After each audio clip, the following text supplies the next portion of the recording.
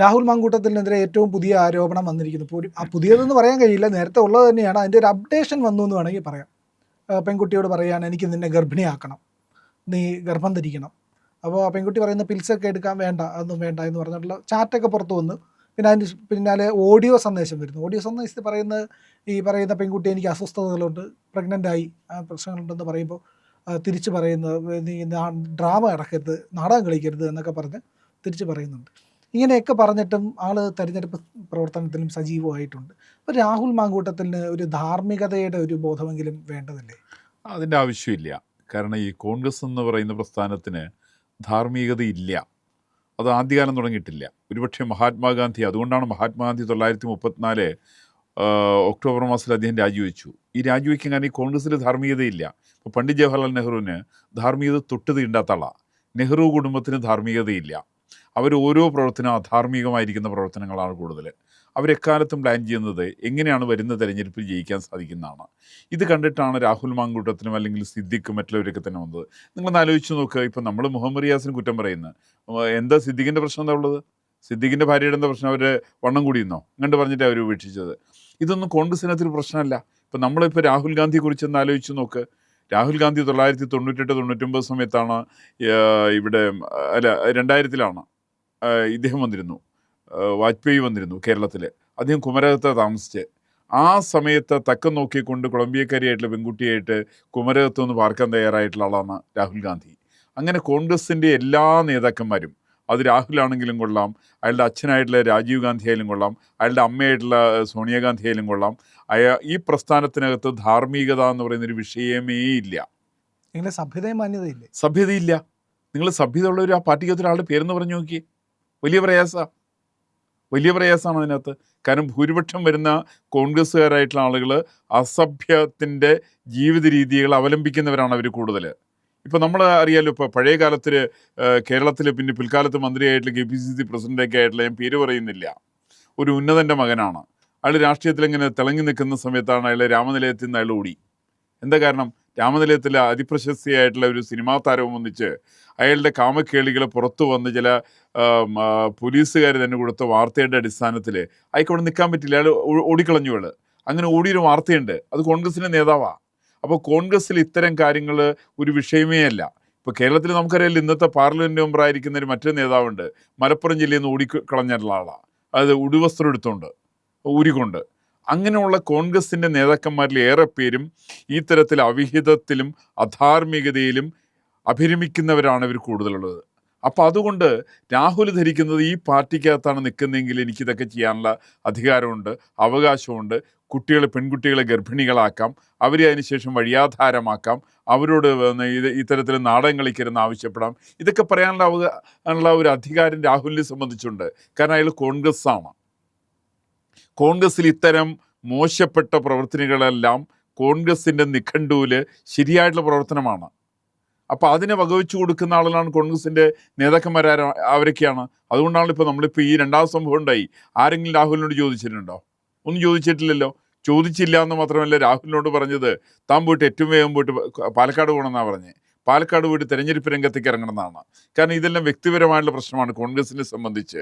ആ കോൺഗ്രസിനെ സംബന്ധിച്ച് വ്യക്തിപരമായിട്ടുള്ള പ്രശ്നങ്ങളായതിൻ്റെ പേരിൽ UDFനെ സംബന്ധിച്ചൊരു വിഷയമേ അല്ല. അതിന് ഒരു പ്രധാന കാരണമുണ്ട്. നമ്മൾ ഈ മക്കൾ രാഷ്ട്രീയത്തിൻ്റെ ഏറ്റവും വലിയ അപകടം ശരിക്കതാണ്. എന്തുകൊണ്ടാണ് മക്കൾ രാഷ്ട്രീയം പാടില്ല എന്ന് പറയാനുള്ള കാരണം എന്താ? മക്കൾക്ക് രാഷ്ട്രീയത്തിൽ വരാൻ പാടില്ല എന്നുണ്ടോ? പാടില്ല എന്നൊന്നുമില്ല.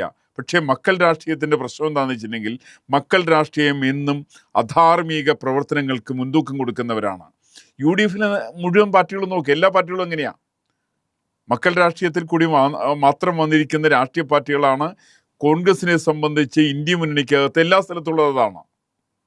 അത് എല്ലാ സംസ്ഥാനങ്ങളെ പറ്റി നമ്മൾ നോക്ക്. ഉത്തർപ്രദേശിലായാലും ബീഹാറിലായാലും കേരളത്തിലായാലും ഏത് സംസ്ഥാനത്ത് നോക്കിയാലും മക്കൾ രാഷ്ട്രീയം മാത്രമാണ് കോൺഗ്രസിൻ്റെ UDFിൻ്റെ ഇന്ത്യ മുന്നണിയുടെ ഏറ്റവും വലിയ തുരുപ്പുചീട്ടതാണ്. ഈ തുരുപ്പുചീട്ട് ഇറക്കിയിട്ടാണ് അവർ കളിച്ചുകൊണ്ടിരിക്കുന്നത്. അപ്പോൾ അതുകൊണ്ടാണ് അവിടെ ഒരു, ഇപ്പം നമ്മൾ കുഞ്ഞാലിക്കുട്ടിയുടെ വഴി ഇഷ്യൂ വന്നു. കുഞ്ഞാലിക്കുട്ടിയുടെ മറ്റേ എന്താണ് ഐസ്ക്രീം പാർലറിൻ്റെ ഇഷ്യൂ വന്നു. ആ ഇഷ്യൂ ചർച്ച ചെയ്യപ്പെടാതിരിക്കാൻ കാരണം, ചില മാധ്യമങ്ങൾ അയാളുടെ ലീഗിനകത്തുള്ള ഗ്രൂപ്പിസത്തിൻ്റെ പുറത്ത് അന്ന് ഇന്ത്യ വിഷൻ ചാനൽ അത് വാർത്തയായിട്ട് കൊണ്ടുവന്നുവെങ്കിൽ പോലും സത്യത്തിൽ അത് ആരും ടേക്കപ്പ് ചെയ്തില്ല. ടേക്കപ്പ് ചെയ്യാതിരിക്കാൻ കാരണം കോൺഗ്രസ്സിൽ ഇതൊരു വാർത്തയല്ല, UDFനകത്ത് ഇതൊരു വാർത്തയല്ല, ലീഗിനകത്ത് ഇതൊരു വാർത്തയല്ല, കേരള കോൺഗ്രസ്സിൽ ഇതൊരു വാർത്തയല്ല. ഇതൊക്കെ ചെയ്തില്ലെങ്കിലാണ് ഈ പറയുന്ന പ്രസ്ഥാനങ്ങളിലൊക്കെ വലിയ വാർത്തയാകുന്നത്. അങ്ങനെ വാർത്തകൾ സൃഷ്ടിക്കാൻ വേണ്ടിയിട്ടുള്ള വലിയ തത്രപ്പാടിലാണ് രാഹുലും കൂട്ടരൊക്കെ ഉള്ളത്. അങ്ങനെയാണത്. അതുകൊണ്ടാണ് അതിനകത്ത് പെൺകുട്ടികളെ ശ്രദ്ധിക്കേണ്ടത്. ഇപ്പം നമ്മൾ പലപ്പോഴും പറയാമല്ലോ, കോൺഗ്രസ്സുകാരന് കുടുംബത്തിൽ കയറ്റാൻ കൊള്ളില്ല. കോൺഗ്രസിൻ്റെ ഏറ്റവും വലിയ ഇപ്പോൾ രമേശ് ചെന്നിത്തല ഇത് പറഞ്ഞു. ചെന്നിത്തല NSUവിൻ്റെ ഓൾ ഇന്ത്യ പ്രസിഡന്റ് ആയിരിക്കുന്ന സമയത്താണ് നാഗ്പൂരിൽ വലിയ സമ്മേളനം വെച്ചു. ആ സമ്മേളനത്തിൽ 30,000 പേര് പങ്കെടുക്കുന്ന പറഞ്ഞ് 42,000 പേര് പങ്കെടുത്തു. ആദ്യമായിട്ട് ഇന്ത്യയുടെ ചരിത്രത്തിൽ ആദ്യമായിട്ട് ഒരു റെഡ് സ്ട്രീറ്റ് അടച്ചിട്ടത് നാഗ്പൂരിലാണ്. ബോംബെയിലും പൂനെയിലും ബാംഗ്ലൂരിലും എല്ലാ സ്ഥലത്തും റെഡ് സ്ട്രീറ്റുകളുണ്ടല്ലോ, അവർക്ക് അവധി ഉണ്ടാവാറില്ലല്ലോ.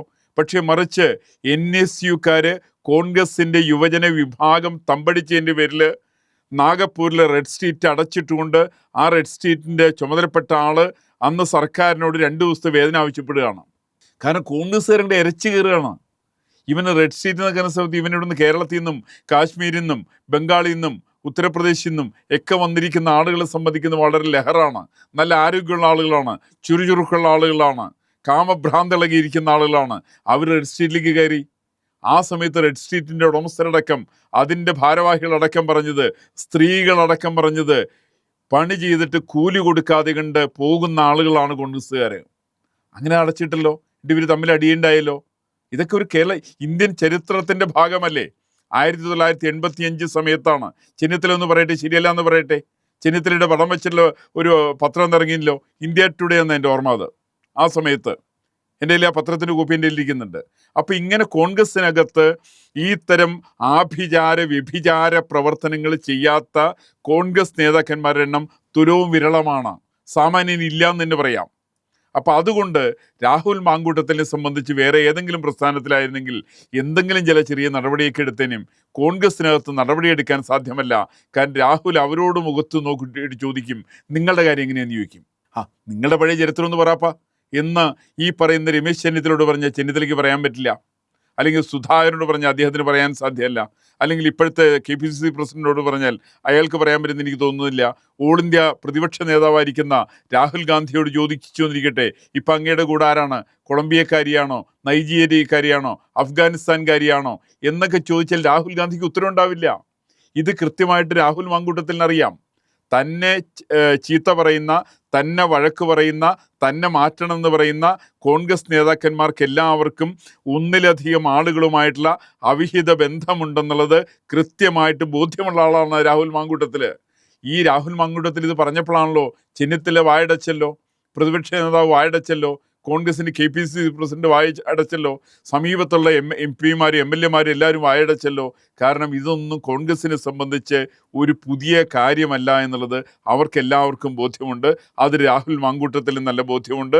അതുകൊണ്ടാണ് രാഹുൽ മാങ്കൂട്ടത്തിൽ ഈ പെൺകുട്ടിയോട് എന്ത് പറഞ്ഞാലും അയാൾക്കെതിരായിട്ടൊരു നടപടിയും വരാൻ പോകുന്നില്ല. അയാൾ അസംബ്ലി അംഗമാണ്. അസംബ്ലി അംഗത്തിൻ്റെ പ്രിവിലേജ് ഉപയോഗിച്ചുകൊണ്ട് ഈ പറയുന്ന പെൺകുട്ടികളെ വഴിവിഴപ്പിക്കുന്ന നയമാണ് കോൺഗ്രസ് സ്വീകരിക്കുന്നത്. ഇത് കോൺഗ്രസിൻ്റെ ഔദ്യോഗിക നയമാണ്. ഈ നയത്തിൽ നിന്ന് കോൺഗ്രസ് മാറുക എന്നുള്ളതല്ലാതെ കണ്ട് രാഹുൽ മാങ്കൂട്ടത്തിൽ മാത്രമായിട്ട് മാറാൻ യാതൊരു തരവുമില്ല എന്നാണ് ഇതിനെ കുറിക്കുന്ന എൻ്റെ വിശ്വാസം. അതാണ്.